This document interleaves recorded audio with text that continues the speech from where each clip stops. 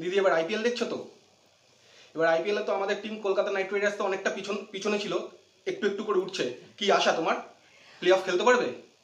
দেখো কি হয় সেটা তো আমি বলতে পারবো না অতটা।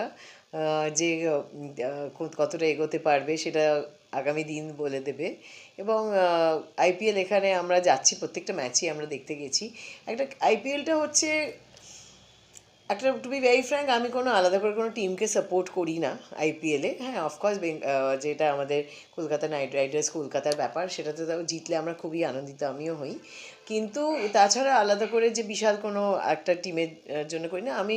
মেনলি আমি ইন্ডিয়ার সাপোর্টার। আমার ইন্টারন্যাশনাল ম্যাচেস যখন হয় সেটা, বা টেস্ট ম্যাচ, আমি খুব নস্টালজিক ফিল করি। আমার সবচেয়ে ভালো লাগে আমার টেস্ট ম্যাচ দেখতে। আইপিএলও খুবই ভালো লাগে, আর খুবই এন্টারটেইনিং। এটা একটা একটা অন্য মোডে হয়, সবাই একটা একটা এন্টারটেইনমেন্ট, একটা ফিলিং থাকে সেখানে।